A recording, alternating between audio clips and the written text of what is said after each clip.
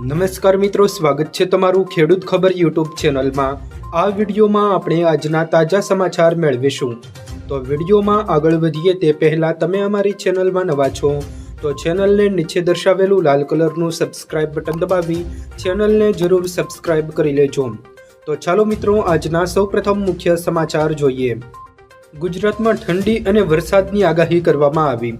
મિત્રો, જાણીતા આગાહીકાર અંબાલાલ પટેલ દ્વારા ગુજરાતમાં કડકડતી ઠંડી સાથે માવઠાની આગાહી કરવામાં આવી છે। અંબાલાલ પટેલે આગાહી કરી છે તે પ્રમાણે આજથી રાજ્યમાં પશ્ચિમી વિક્ષેપ શરૂ થશે।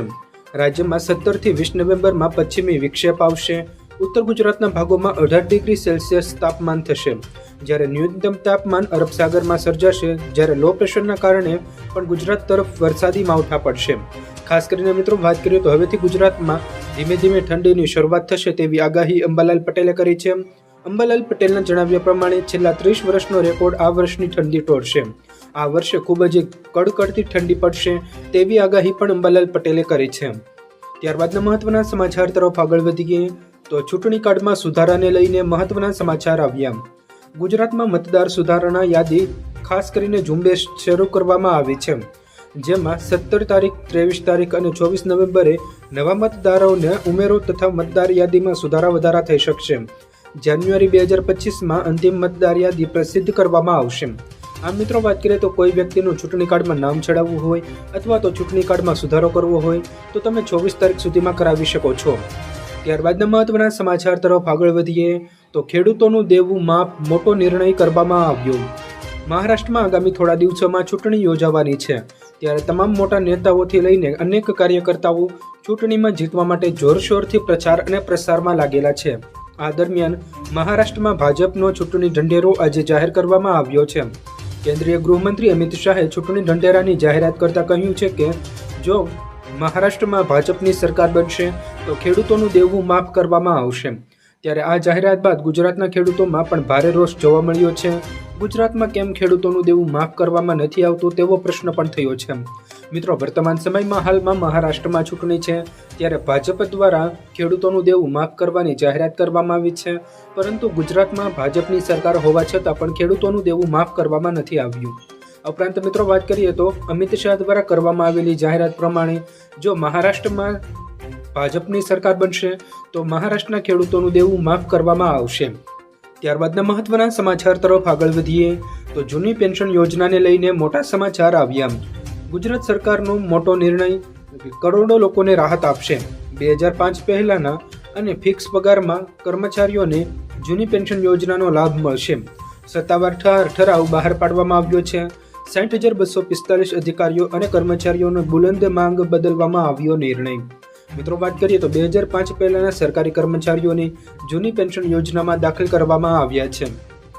ત્યારબાદના મહત્વના સમાચાર તરફ આગળ વધીએ। પૂર્વ આઈપીએસ હસમુખ પટેલ જીપીએસસીના ચેરમેન તરીકે ચાર્જ લીધો। મિત્રો, વાત કરીએ તો વિધિવત ચાર્જ સંભાળી હસમુખ પટેલ બન્યા જીપીએસસીના નવા સુકાની। જીપીએસસીના ચેરમેન તરીકે પસંદગી થતાં પોલીસ સેવામાંથી રાજીનામું આપ્યું છે। હસમુખ પટેલ પરીક્ષાઓ, દિશા નિર્દેશક અને અનેક સફળતાપૂર્વક પરીક્ષાઓ પૂર્ણ કરી છે। આગામી સમયમાં સરકારી ભરતી પ્રક્રિયાને નવી દિશા મળે તેવી પણ તેઓ દ્વારા આશા કરવામાં આવી છે। ત્યારબાદના મહત્વના સમાચાર તરફ આગળ વધીએ તો વાવ વિધાનસભાની પેટા ચૂંટણીનો પ્રચારના પડઘમ શાંત થયા। મિત્રો, 13 નવેમ્બરે પેટા ચૂંટણીનું મતદાન થશે અને 23મી નવેમ્બરે પરિણામ આવશે। હવે ઉમેદવારો માત્ર ડોર ટુ ડોર ચૂંટણી પ્રચાર કરી શકશે। છેલ્લી ઘડીએ મતદારોને રીઝવવા લગાવવામાં આવ્યું છે એડી છોડીનું જોર। 3.10 લાખ મતદારોને નક્કી કરશે વાવમાં ઉમેદવારોનું ભાગ્ય। ભાજપ, કોંગ્રેસ અને અપક્ષ સહિત 10 ઉમેદવારો હાલમાં મેદાને છે। તેમાં મિત્રો, વાત કરીએ તો આગામી 13 તારીખના રોજ મતદાન કરવામાં આવશે। ત્યારબાદના મહત્વના સમાચાર તરફ આગળ વધીએ તો સૌરાષ્ટ્રથી સુરત જવું હવે સરળ બનશે। મિત્રો, વાત કરીએ તો ભાવનગરથી ભરૂચ વચ્ચે દરિયામાં દેશનો સૌથી મોટો 30 કિલોમીટરનો બ્રિજ બનાવવામાં આવશે। જામનગર, રાજકોટ, ભાવનગર વચ્ચે કુલ 316 કિલોમીટરનો 6 લેન રોડ બનાવવામાં આવશે, જેનાથી હાલમાં પરિવહન માટેની જે કલાકો જાય છે તેમાં બચાવો થશે। કેન્દ્રના પ્રોજેક્ટમાં 15 એજન્સીઓ રસ દાખવ્યો છે। માર્ગ પરિવહન અને રાજમાર્ગ મંત્રાલય તથા ભારત માલ પરિયોજના એન્ડ સ્પેશિયલ પ્રોજેક્ટ સેલ દ્વારા દેશભરમાં 8 નવા પ્રોજેક્ટ લોન્ચ કરવામાં આવશે. એમાંથી 2 પ્રોજેક્ટ ગુજરાતને મળ્યા છે. પહેલા પ્રોજેક્ટ જામનગરથી વાયા રાજકોટ થઈને ભાવનગર સુધી 248 કિલોમીટરનો 4 અથવા તો 6 લેન માર્ગ બનાવવામાં આવશે, જ્યારે બીજો પ્રોજેક્ટ ભાવનગરથી ભરૂચ સુધી 68 કિલોમીટરનો 4 અથવા તો 6 લેન માર્ગ બનાવવામાં આવશે. એમાં દરિયામાં અંદાજે 30 કિલોમીટર લાંબો બ્રિજ પણ બનાવવામાં આવશે. બંને પ્રોજેક્ટ મળીને કુલ 316 કિલોમીટરનો લાંબો નવો એક્સપ્રેસ વે બનાવવામાં આવશે અને રસ્તો બનાવવામાં આવશે. બાદના મહત્વના સમાચાર તરફ આગળ વધીએ તો નમો લક્ષ્મી યોજના માટે જરૂરી ડોક્યુમેન્ટ. મિત્રો, નમો લક્ષ્મી યોજના દ્વારા ગુજરાતમાં ધોરણ 9 થી 12માં વિદ્યાર્થીનીઓને સહાય આપવામાં આવે છે, જેના માટે ડોક્યુમેન્ટ જરૂરી છે. ડોક્યુમેન્ટની મિત્રો વાત કરીએ તો આધાર કાર્ડ, વાલીનું આધાર કાર્ડ, પાસબુક, કુટુંબની વાર્ષિક આવકનો દાખલો, બર્થ સર્ટિફિકેટ, સ્કૂલ છોડ્યાનું પ્રમાણપત્ર, આધાર કાર્ડ સાથે લિંક કરાવેલો મોબાઈલ નંબર, જાતિ પ્રમાણપત્ર અને પાસપોર્ટ સાઇઝનો ફોટો. આટલા તમારે ડોક્યુમેન્ટ જરૂર પડશે. મિત્રો, ખાસ કરીને ધોરણ 9 થી 12માં ભણતી વિદ્યાર્થીનીઓને આર્થિક સહાય આપવામાં આવશે. ત્યારબાદના મહત્વના સમાચાર તરફ આગળ વધીએ તો વિદ્યાર્થીઓને રાહત, મહિનામાં એક વખત બેગલેસ ડે કરવામાં આવશે. મિત્રો, મધ્યપ્રદેશમાં સરકારી શાળાઓમાં મોટા ફેરફાર કરવાની તૈયારીઓ ચાલી રહી છે, જ્યાં હવે શાળાઓમાં મહિનામાં એક વખત બેગલેસ ડે હશે. ધોરણ 6 થી 8માં અભ્યાસ કરતા બાળકોના સર્વાંગી વિકાસ માટે આ નિર્ણય લેવામાં આવ્યો છે. બેગલેસ ડે પર વિવિધ સાંસ્કૃતિક, સાહિત્યિક અને વ્યવહારિક પ્રવૃત્તિઓ કરાવવામાં આવશે. જિલ્લા શિક્ષણ અધિકારીઓ અને જિલ્લા પ્રોજેક્ટ કોઓર્ડિનેટરે આદેશ આપ્યા છે. ત્યારબાદના મહત્વના સમાચાર તરફ આગળ વધીએ તો વેધર એનાલિસ્ટ અશોકભાઈ પટેલની આગાહી. મિત્રો, વાત કરીએ તો હવે તાપમાનમાં આંશિક ઘટાડો થશે અને 2 દિવસ વાદળો દેખાશે. મહત્તમ તાપમાન 1 થી 2 ડિગ્રી તથા ન્યૂનતમ તાપમાન 3 ડિગ્રી જેટલું જશે.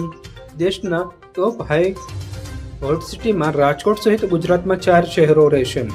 જાણીતા વેધર એનાલિસ્ટ અશોકભાઈ પટેલે તારીખ 17 નવેમ્બર સુધીની આગાહી કરી છે, જેમાં તેઓએ જણાવ્યું છે કે તાપમાન ઘટશે, પરંતુ હાલમાં સામાન્ય ઠંડી પડશે.